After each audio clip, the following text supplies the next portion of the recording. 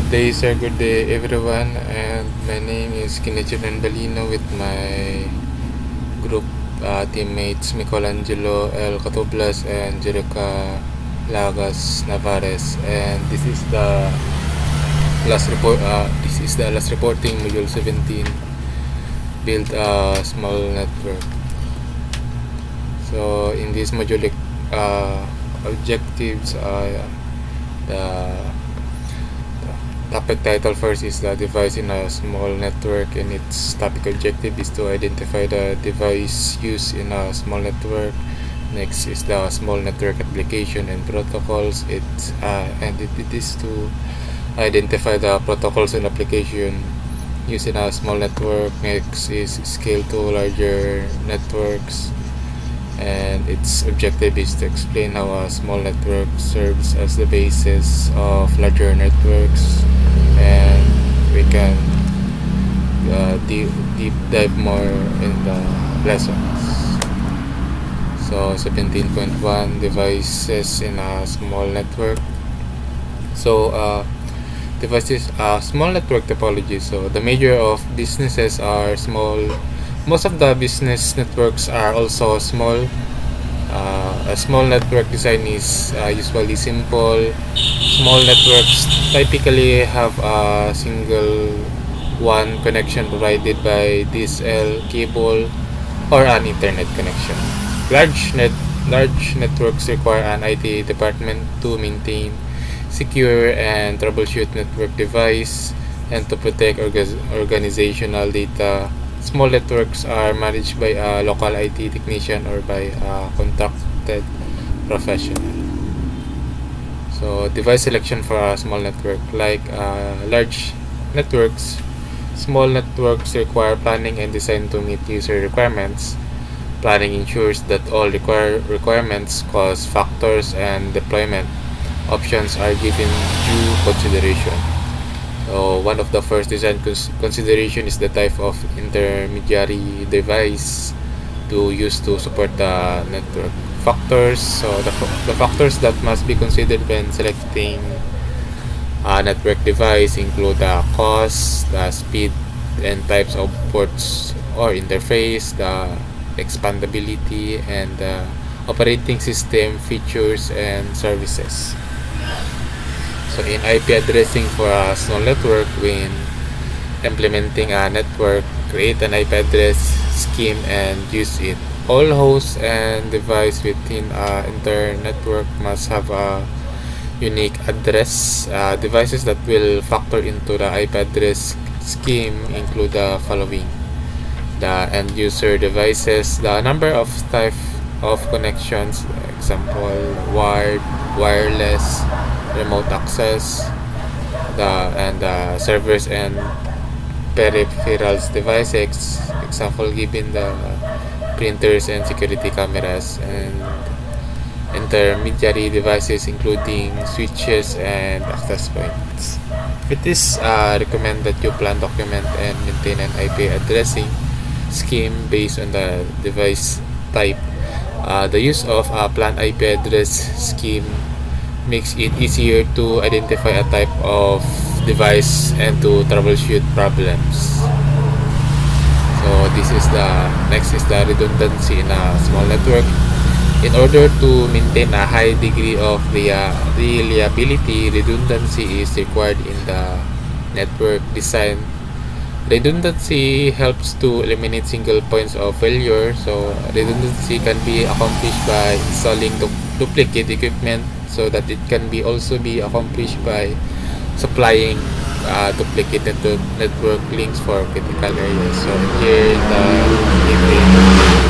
example image. So redundant servers are available in case of server failure. So what is server failure? Server failure is a loss of power, hardware malfunction, operating system crash, network partition, and an unexpected application behavior can all contribute to the failure of a server instance. Then after the redundant servers, that available in case of server failure. Next is the redundant links are present to alternate paths in case of a link failure. So what is a link failure? Link failure is mainly occur when link capacity gets decreased or fiber cable cuts or network congestion. Link failures consist of direct or indirect failures.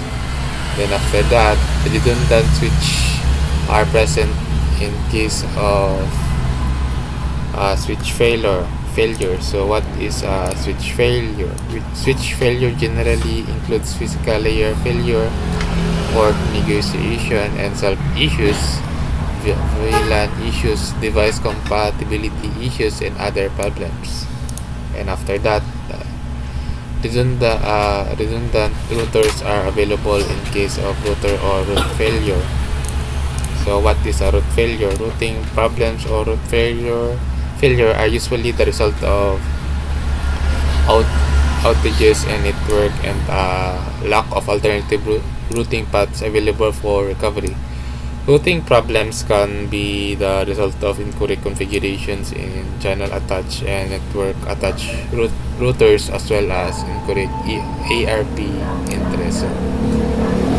So this diagram it's give us the or suggestion for in order to maintain a high degree of reliability and redundancy in a small network. Next is the traffic management. The goal for a good network design is to enhance the productivity of the employees and minimize network downtime. The routers and switches in a small network should be configured to support real-time traffic such as voice and video in an appropriate manner relative to other data traffic. A good network design will implement the quality of service or QoS. Priority queuing has 4 queues. The high priority queue is always emptied at first. This is the diagram. This is the first or the high priority is the voice. Then next is the SMTP, the medium priority. And next is the instant messaging, the normal priority, and the lowest priority FTP, low priority. So the traffic sent to backbone in order of priority. So this is the backbone network.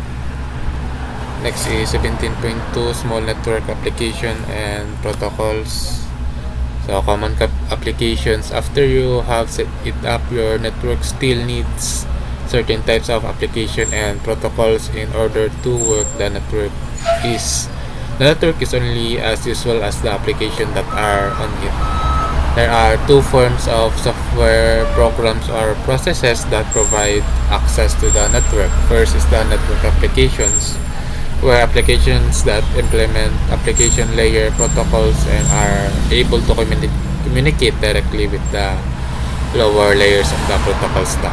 Next is the application layer services. For applications that are not network aware, the programs that interface with the network and prepare the data for transfer. So common protocols. Network protocols support the applications and services used by employees in a small network. Network administrators commonly required access to network devices and servers. The two most common remote access solutions are the Telnet and Secure Shell, or the SSH, and the Next is the Hypertext Transfer Protocol, or the HTTP, and Hypertext Transfer Protocol Hypertext Transfer Protocol Secure, or HTTP, are used and between web clients and web servers. Next is the Simple Mail Transfer Protocol, STMP, is used to send email. Post Office Protocol, or POP3, or Internet Mail Address Protocol, IMAP, are used by clients to retrieve email. And next is File Transfer Protocol, FTP, and secure file transfer protocol are used to download and upload files between a client and an FTP server. And next is the dynamic host configuration protocol. DHCP is used by clients to acquire an IP configuration from a DHCP server. The domain name service or the DNS resolves domain names to IP addresses. Note that a server could provide multiple network services. For instance, a server could be an email, FTP, and an SSH server. So next is the command protocols continuation. These network protocols comprise the fundamental toolset of a network professional, defining process on either end of communication session, types of message, syntax of message, meaning of informational fields, how messages are sent and expected response, interaction with the next lower layer. Many companies have established a policy of using secure versions such as SSH, SFTP, and HTTPS of these protocols whenever possible. And next is voice and video applications. Business today are using IP telephony and streaming media to communicate with customers, businesses, partners, as well as enabling their employees to work remotely. The network administrator must ensure the proper equipment is installed in the network and that the network devices are configured to ensure priority delivery. The factors that a small network administrator must consider when supporting real-time applications. Infrastructure, does it have the capacity and capability to support real-time applications? VoLP. VoLP is typically less expensive than IP telephony, but the cost of quality and features. So next is the IP telephony. This employs the dedicated servers from form, call, control, and signaling real-time applications.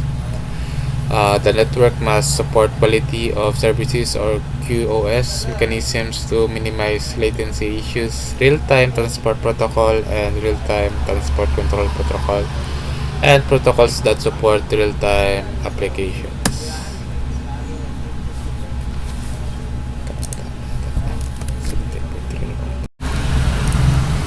17.3 scale to larger networks.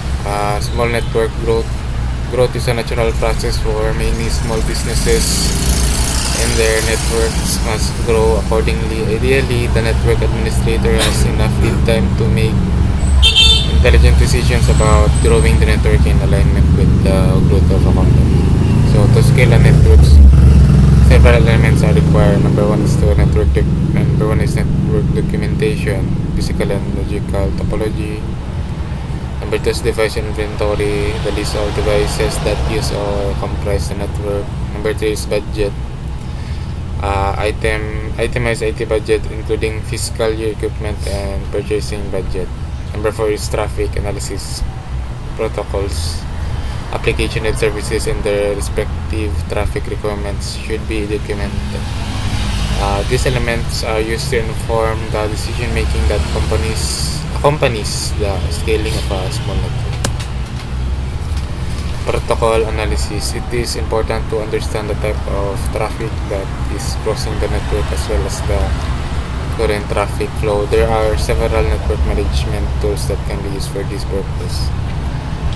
To determine the traffic flow patterns, it is important to do the following. Number one is to capture traffic during peak utilization times to get a good representation of the different traffic types. Number two is perform the capture on different network segments and devices, as some traffic will be local to a particular segment. Number three is to inform gathered by protocol analyzer is evaluated based on the source and destination of the traffic, as well as the type of traffic being sent. Then number four is this analysis can be used to make decisions on how to manage the traffic more efficiently. And next is the employee network utilization. Many operating systems provide built-in tools to display such network utilization information. These tools can be used to capture a snapshot of information such as the following: OS and OS version, CPU utilization, RAM utilization, non-network application, network applications. Documenting snapshots for employees in a small network over a period of time would identify evolving protocol requirements and associated traffic flows.